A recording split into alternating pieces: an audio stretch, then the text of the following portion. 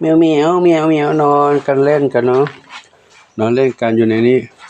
นี่ใครมีสุขน้องมีสุขน้องหนึ่งเดียวมีสุขสามสีนวลอยู่นี่สามสีนวลข้างนอกแดดร้อนเนาะข้างนอกแดดร้อนเดินไปไม่ได้อยู่ในร่มสบายใจอันนี้ก็ได้เวลาทำจะใกล้เวลาทำงานแล้วเนี่ยเดี๋ยวขนาดหมอรอบต่อไปเนาะใช้เวลาทำหมอรอบต่อไปทางนี้ใครนี่นั่งอยู่ตรงนี้อีกใครนั่งอยู่ตรงนี้ชวนฝันเล็กชวนฝันใหญ่ชวนฝันเล็กชวนฝันใหญ่อันนี้น้องสีลูกบุญชัยไม่ควรขับเพื่อนแล้วเนาะเฉยๆเล่นร้อนลูกไม่ต้องมาไม่ต้องไปแล้วอยู่ในนี้ในบ้านนี้เร็วนอกร้อนแดดไม่ไปแล้วดูทางนี้ส้มอันนี้ทองอ่อนก็นอนตรงนี้ทองอ่อนนอนตรงนี้มาด้านนี้ใครด้านนี้ทองเล็กทองอ่อนทองเล็กบุญชัยจะกวนกับนี่ไหมจะกวนกับสามสีนวลไหมสามสีนวลนอนตรงนี้ที่แรกว่าจะพาน้องปุยฝ้ายกับน้องน้ำเพชรไปเดินเล่นแต่ว่าปรากฏว่าข้างนอกมันแดดร้อนมากคงจะไปแล้วไม่ดีนะเดี๋ยวไม่สบายอยู่ในบ้านเนี่ยเย็นสบายดีเนาะพื้นเป็นพื้นกระเบื้องเย็น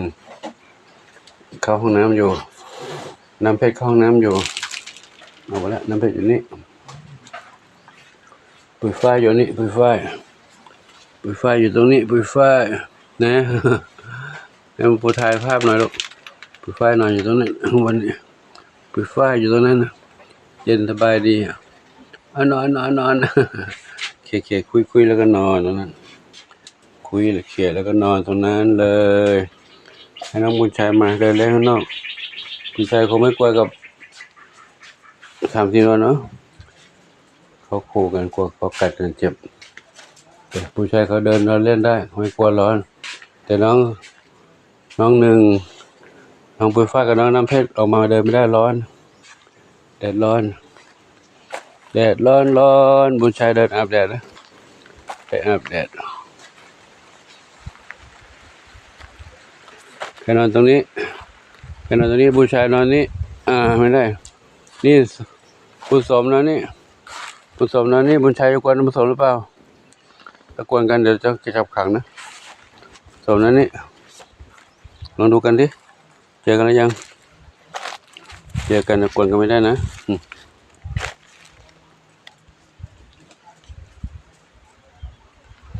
ลองดูก่อนเนาะลองดูก่อน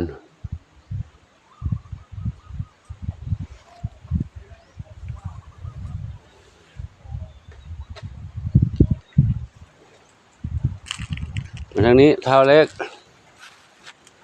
อยู่ตรงนี้เท้าเล็กนอนข้างล่างกันไม่นอนบนบ้านเนาะไม่นอนบนบ้านนอนข้างล่างกันไม่นอนบนบ้านวันนี้มีใครอยู่วันนี้บ้านนี้ใครอยู่เพชรดำน้อยนอนตรงนี้เนาะโอ้ยอาหารหมดจานเลยแล้วเดี๋ยวปูไปดูทางนี้ก่อนดูทางนี้ก่อนเดินไปทางกอกล้วยปากกล้วยมีใครอยู่ไหมมีใครนอนอยู่ไหมไม่มีใครอยู่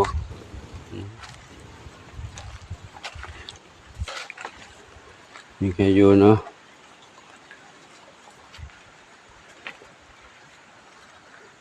นี่ไงอยู่นี่ไงนอนอยู่นี่หนึ่งเหมียวนอนอยู่นี่หนึ่งเหมียวใครเนี่ยส้มขาวเล็กนอนตรงนี้ส้มขาวเล็กใครเดินตามหลวงปู่มาชวนฝันใหญ่เดินตามหลวงปู่มามาด้วยกันเลยชวนเล็กก็มาทองเล็กดำเล็กเท้าเล็กก็มาด้วยนะภาพมองแสงทะลุใบกล้วยมาอาจจะมองไม่ค่อยเห็นอะไรนะแสงสว่างกับแสงเงามืดกล้วยอาจจะมองไม่เห็นภาพชัดเท่าไหร่ไม่เป็นไรนะค่อยดูค่อยฟังค่อยรับชมไปนะดูตรงนี้อีกทีนี้ใครนอนตรงนั้น รนอนตรงนู้นดำเล็กไม่ใช่ดำเล็กดำสนิทกับเทาขาวเทากับดำสนิทเทานอนอยู่นี่เทาดำสนิทนอนอยู่ในนู่นใต้นั้นนอนอยู่ใต้บ้านนี่เทาอยู่นี่นะนอนอยู่บนนี้หากินหมดไหมหากินไม่หมดหรอไม่หมดไม่ได้แต่ก็กินได้หลวงปู่ก็เดินไปดูเหมียวไปด้วยกล้องก็เดินไปด้วยนะ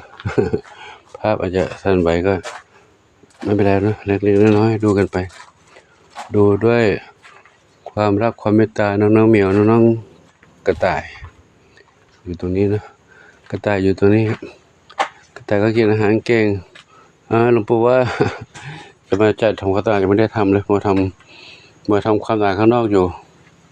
เดี๋ยวปู่ทำตรงนี้ก่อนเนาะปู่ถ่ายคลิปจบดีแล้วปู่จะทำความสะอาดให้น้องเหมียวกระต่ายเนาะถ่ายคลิปดีก่อนเนาะถ่ายก่อนเดี๋ยวปู่ทำความสะอาดให้เอาอาหารวางไว้ให้ใหม่น้องเนอเขากระโดดโลดเต้นคุยกันเคลียร์กัดกล่องกระดาษกล่องอะไรกัดเล่นกันหมดเลยเล่นเขาคุกกันเขี้ยวเขาคมไหมกัดต้นหญ้าต้นไม้ต้นหญ้าขาดหมดเลยกุกกักครับก็เดี๋ยวถ่ายภาพนี้ก่อนถ่ายคลิปนะเดี๋ยวค่อยเก็บทำความสะอาดเลยเนาะดังนี้มาทางนี้อีกมาทางนี้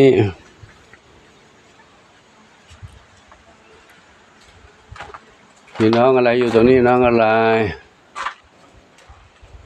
นี่น้องดวงฤดีกินอาหารอยู่นะดำเล็กหางกวัก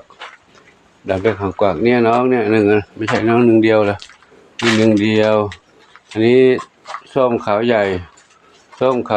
อันนี้นวรัตน์อยู่นี่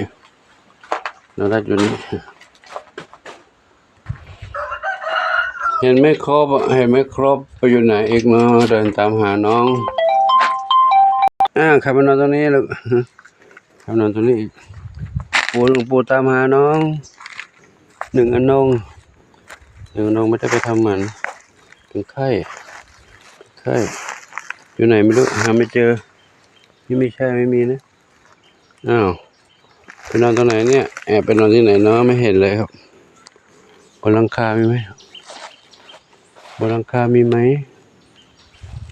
อยู่ตรงไหนมองไม่เห็นเลยหนึ่งอนงไปไหนแล้ว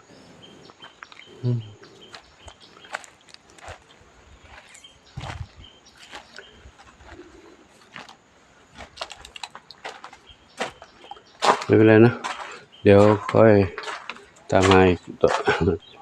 ตอนนี้ขอยุติคลิปนี้ไว้เท่านี้ก่อนนะเดี๋ยวเก็บกวาดบ้านน้องกระต่ายก่อนแล้วก็เอาจัดอาหารให้เขาใหม่นี่ใครนอนตรงนี้เนี่ยสาวท้องน้องวิบูลย์กับน้องสีแว่นดำอยู่นี่นะการเดินภูเขาอยู่ที่เก็บนี้ไว้เท่านี้ก่อนนะขอโมทนาสาธุกับทุกคนทุกท่านที่มีความรักความเมตตาต่อน้องเหมียวให้ความรักความเมตตาให้ที่อยู่อาศัยยารักษาโรคความสร้างจะส่งอาหารมาให้น้องเหมียวและปัจจัยในการทำวัคซีนขอโมทนาสาธุขอบุญกุศลทั้งหลายจงอำนวยพรทุกคนทุกท่านพบความสุขความเจริญมีความสุขใจดีใจปรารถนาที่ใดก็ได้ทุกความมุ่งมั่นปรารถนาทั่วกันทุกคนทุกท่านเทินปู่เก็บกวาดไม่ทันแล้วใบไม้ร่วงเยอะไม้ร่วงเยอะเลยก็เดี๋ยวขอยุติเท่านี้ก่อนเนาะพบกันใหม่คลิปต่อไปช่วงนี้มีสุขสาธุไม่เป็นไรแล้วน้ำลายยืดไปเลยน้ำลายยืดปากไปอะไรเยอะโอ้เหมียวป่วยกันเยอะเลยพี่น้องมีสุขเหมียวป่วยเยอะก็เลยมีปัญหากับการเจ็บป่วยเช้าเย็นหนาวมากเลยกลางวันร้อนอากาศเปลี่ยนแปลงปุ๊บปั๊บปรับตัวกันไม่ทันเจ็บป่วยกันมากเลยขอจริงๆก็ได้ก็เนาะเดี๋ยวกวาดบ้านน้องกระต่ายก่อนเก็บกวาดตัวนี้กันเนาะสาธุ